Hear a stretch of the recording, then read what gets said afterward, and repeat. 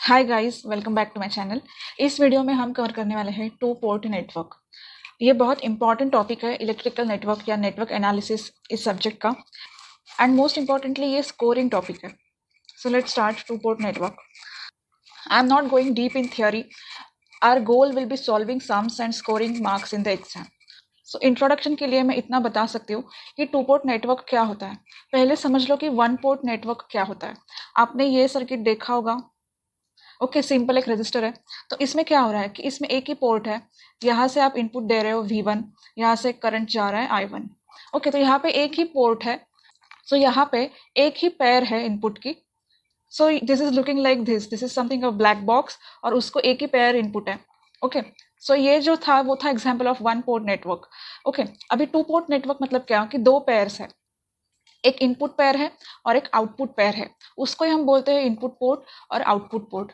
मतलब दो वोल्टेजेस है V1 और V2, और दो करंट्स है I1 एंड I2। ओके, तो टू पोर्ट नेटवर्क के सम्स के पीछे की मेथडोलॉजी क्या है कि आपको इसमें से कोई भी दो पैरामीटर्स बाकी दो पैरामीटर्स के टर्म्स में एक्सप्रेस करने हैं। सो हमारे पास चार वेरिएबल्स है V1, V2, I1, I2।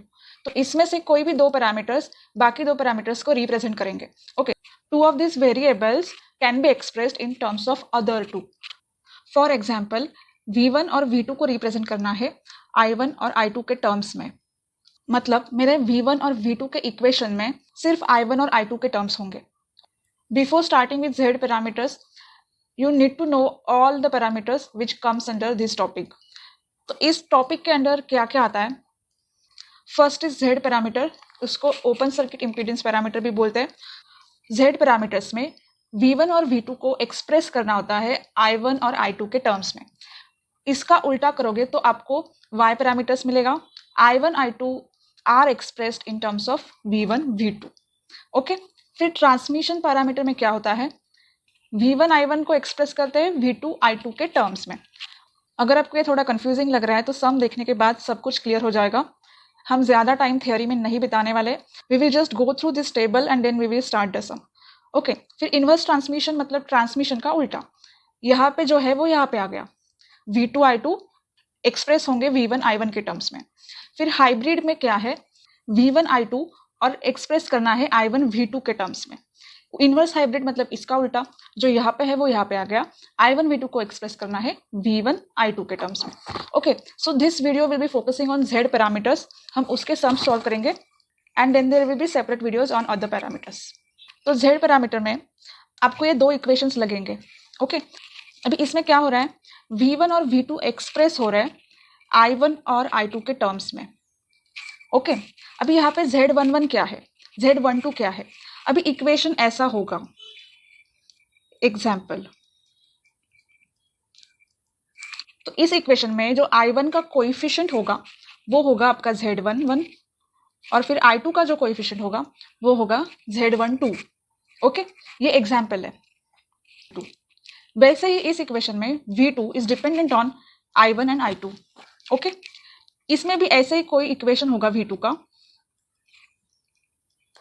इसमें जो I1 का कोएफिशिएंट होगा वो होगा Z21, और जो I2 का कोएफिशिएंट होगा वो होगा Z22। Okay, simple and straight forward. तो वही यहाँ पे मैट्रिक्स के फॉर्मेट में लिखा है, नथिंग एल्स। अभी हम सम देखते हैं। So this is the simplest example of Z parameter. इसमें भी और वेरिएशंस होते हैं, वो भी हम देखने वाले हैं। 3 रेजिस्टर्स है, फिर यहाँ पे V1 है और यहाँ पे V2 है, और ये I1, I2 फ्लो हो रहे हैं। तो हमारा गोल क्या है? इसमें आपको क्वेश्चन में आ जाएगा कि फाइंड Z पैरामीटर्स और find open circuit impedance parameters. Okay, so your goal is आपको Z11, Z12, Z21 और Z22 फाइंड करना है। ओके, ये आपका गोल है। बट ये आपको कैसे मिलेगा? ये आपको मिलेगा V1 और V2 के इक्वेशन से।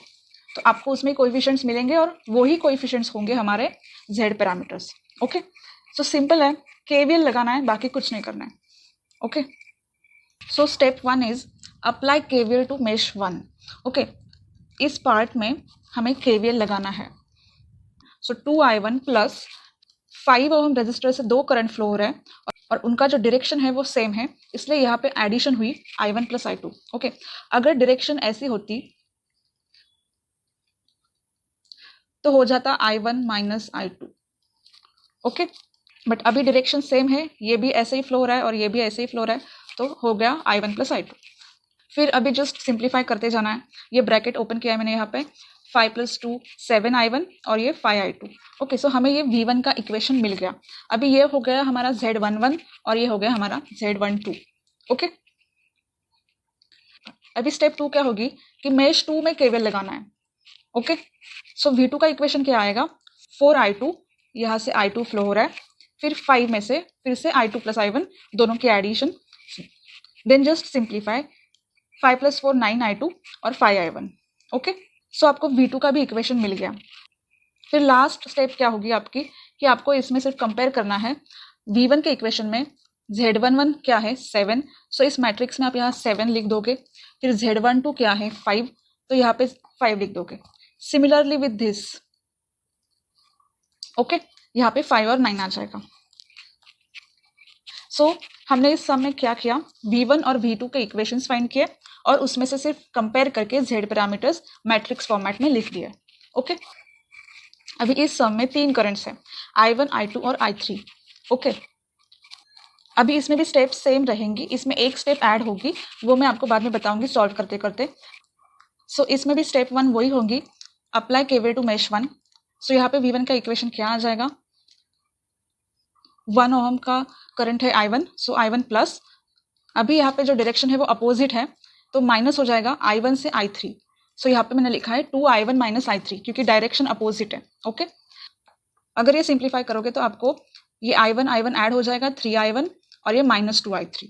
ओके, फिर मेश 2 में क्या हो रहा है, मतलब इस वाले पार्ट में V2 का इक्वेशन सिंपल है, एक ही रेजिस्टर है और दोनों करंट्स की डायरेक्शन देखोगे तो सेम है, मतलब एडिशन होगा 2I2 प्लस 2I3। अभी यहाँ पे एक एक्स्ट्रा स्टेप ऐड होती है, वो होती है अप्लाई केवीएल टू मेश 3। ये जो बीच वाला मेश है उसको हमें केवीएल अप्लाई करना है। ओके, अभी हम मेश 3 में हैं, तो यहाँ पे क्या होगा I3 माइनस I1। जब हम ये वाले मेश में थे तब हो रहा था I1 माइनस I3, बट अभी हम विथ रिस्पेक्ट टू ये मेश फाइंड कर रहे हैं, so it will be I3 minus I1। Okay, so first resistor 2 in bracket I3 minus I1, फिर ये जो 1 ओम है वो है I3, फिर ये जो अगेन 2 ओम है उसमें से I3 और I2 दोनों पास हो रहे हैं और दोनों की डायरेक्शन सेम है, सो एडिशन हो जाएगी। फिर अभी ये जस्ट सिंप्लीफाई करते जाना है। I1 आपको एक ही दिख रहा है 2I1, सो यहाँ पे -2I1 आ गया।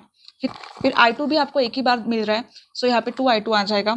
I3 3 बार है, सो 2I3 + 1 3I3 and plus 2I3 5I3। Okay, तो अभी हमें यहाँ पे I3 की वैल्यू फाइंड करनी है। ओके, क्योंकि V1 और V2 के इक्वेशन में सिर्फ I1 और I2 ही हो सकते हैं। ओके, अभी हमारे जो V2 के इक्वेशन में और V1 के इक्वेशन में I3 आया है, इसको हमें रिप्लेस करना है, इसीलिए हम I3 फाइंड कर रहे हैं। ओके, अभी ये I3 की वैल्यू आप सिंप्लीफाई करते जाओगे तो ये आ जाएगी।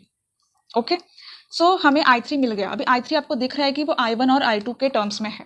ओके, तो अगर आप ये I3 यहाँ पे सब्स्टिट्यूट कर दोगे तो आपका पूरा इक्वेशन I1 और I2 के टर्म्स में आ जाएगा और वही हमें चाहिए, राइट।